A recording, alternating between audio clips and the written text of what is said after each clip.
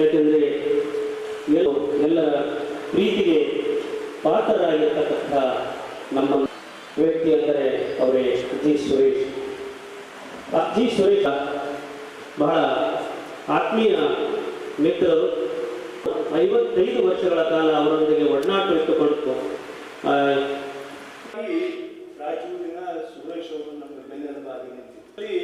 ನಾವೆಲ್ಲರೂ ಬೇರೆ ನಾನಾ ಕಾರಣಕ್ಕೆ ಬೇರೆ ಬೇರೆ ಪಕ್ಷದಲ್ಲಿ ಒಂದು ನಮ್ಮ ಹುಟ್ಟ ಹಬ್ಬದ ದಿನ, ನಮ್ಮ ಅಪ್ಪರ ಹುಟ್ಟ ಹಬ್ಬದ ದಿನ ಒಂದು ಹಬ್ಬ ಸುರೇಶ್ ಪ್ರತಿಷ್ಠಾನ ರಾಯಚೂರು ವತಿಯಿಂದ ಶ್ರೀ ವೀರ ಹನುಮಾನ್ ಅವರು ಒಟ್ಟು ಕಥಾನಕ ಪ್ರತಿ ಲೋಕಾರ್ಪಣಾ ಸಮಾರಂಭ ನಡೀತಾ ಇರೋದು ಬಹಳ ಉದ್ಘಾಟಕರಾಗಿ ವೇದಿಕೆ ಮೇಲೆ ಆಸೀನರಾಗಿರ್ತಕ್ಕಂಥ ನಮ್ಮೆಲ್ಲರ ಅಚ್ಚುಮೆಚ್ಚಿನ ಆಗಿರ್ತಕ್ಕಂಥ ಸನ್ಮಾನ್ಯ ಶ್ರೀ NS ಬೋಸರಾಜು ಸಣ್ಣ ನೀರಾವರಿ ವಿಜ್ಞಾನ ಮತ್ತು ತಂತ್ರಜ್ಞಾನ ಸ್ವಾಗತವನ್ನು ವಹಿಸ್ತಾ ಇದ್ದಾರೆ. ಹಾಗೆ ವೇದಿಕೆ ಮೇಲೆ ಆಸೀನರಾಗಿರ್ತಕ್ಕಂಥ ಇನ್ನೇ ಕೆಲವೇ ಕ್ಷಣ ಕೂಡ ಆತ್ಮೀಯವಾಗಿ ಸ್ವಾಗತವನ್ನು ವಹಿಸ್ತಾ ಇದ್ದಾರೆ. ಅವರು ಕೆಲವೇ ಕ್ಷಣದಲ್ಲಿ ವೇದಿಕೆ ಇವತ್ತಿನ ಒಂದು ಕಾರ್ಯ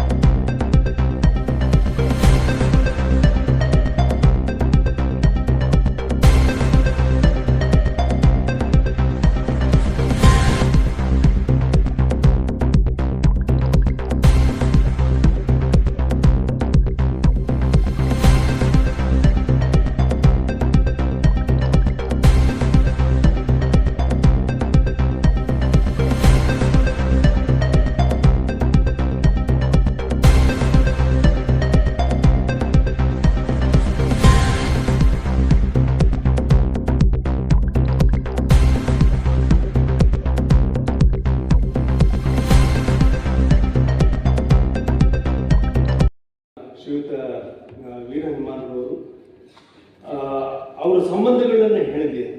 ಆತ್ಮೀಯವಾಗಿ, ಸ್ನೇಹಿತರಾಗಿ, ಸಂಬಂಧಿಕರಾಗಿ, ಬಂಧುಗಳಾಗಿ ಎಲ್ಲೆಲ್ಲಿ ನಾವು ಯಾವ ರೀತಿಯಾಗಿ ನಡ್ಕೋಬೇಕು ಅನ್ನೋದು, ಯಾವ ರೀತಿಯಾಗಿ ಇದ್ವಿ ಅನ್ನೋದು, ಮತ್ತು ಕಷ್ಟದ ದಿನಗಳಲ್ಲಿ ಸಮಾಜವನ್ನು ಕಟ್ಟೋದು ಹೇಗೆ, ಸಮಾಜದ ಬಂಧುಗಳು ನಮ್ಮ ನೆರವಿಕ್ಕಿದ್ದ ಹೇಗೆ, ಕನ್ನಡವನ್ನು ನೆಲೆಸಬೇಕು. ಈ ಗಡಿ ಜಿಲ್ಲೆಗಳಿವೆಲ್ಲವೂ ಗಡಿ ಜಿಲ್ಲೆಯಲ್ಲಿ ಕನ್ನಡದ ಭಾರತವನ್ನು ಉತ್ತುಂಗಕ್ಕೆ ತಗೊಂಡು ಹೋಗಿ ಹಾರಿಸೋದು ಹೇಗೆ ಅನ್ನತಕ್ಕಂಥ ಅನೇಕ ವಿಚಾರಗಳನ್ನು ಶ್ರೀಯುತ ವೀರ ಹನುಮಾನರು ಬಹಳ ಅದ್ಭುತವಾಗಿ ಬರವಣಿಗೆ ರೂಪದಲ್ಲಿ ಕೊಟ್ಟಿದ್ದಾರೆ.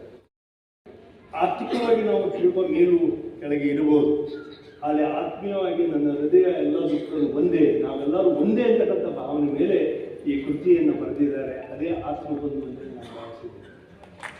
ಇದರಲ್ಲಿ ನಮ್ಮ ಭಾವಚಿತ್ರಗಳಿದ್ದಾವೆ, ನಮ್ಮ ತಂದೆಯವರ ಭಾವಚಿತ್ರಗಳಿದ್ದಾವೆ, ಮತ್ತು ಅದರಲ್ಲಿ ಬಹಳ ಅವರು ರಾಜಕೀಯವಾಗಿ ಮತ್ತು ಕನ್ನಡ ಸಾಹಿತ್ಯ ಪರಿಸ್ಥಿತಿಗೆ ಮತ್ತು ಕನ್ನಡ ಸಾಹಿತ್ಯ ಲೋಕಕ್ಕೆ ಅವರು ಕೊಟ್ಟಿರ್ತಕ್ಕಂಥ ಕೊಡುಗೆಗಳನ್ನು ಇಲ್ಲಿ ಹಾಡಿ ಹೊಗಳಿದ್ದಾರೆ.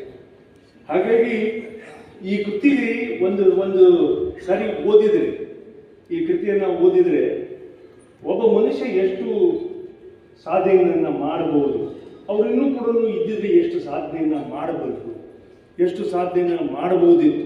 ಇಲ್ಲಾಂದರೆ ಅವ್ರ ಬಗ್ಗೆನೇ ಒಂದು ಪುಸ್ತಕವನ್ನು ಇವತ್ತು ಬರೀತಾರೆ ಅನ್ನೋದಾದರೆ ಎಷ್ಟು ಅಂಶಗಳು ಅವರಲ್ಲಿ ಅಡಗಿತ್ತು, ಎಷ್ಟು ಕೊಡುಗೆಯನ್ನು ಈ ಸಮಾಜಕ್ಕೆ ಕೊಟ್ಟಿದ್ರು ಅಂತಕ್ಕಂಥ ಭಾವನೆಯಲ್ಲಿ ನಾವೆಲ್ಲರೂ ನೋಡ್ಬೋದು ಅಂತ ನಾನು ಭಾವಿಸ್ತೀನಿ.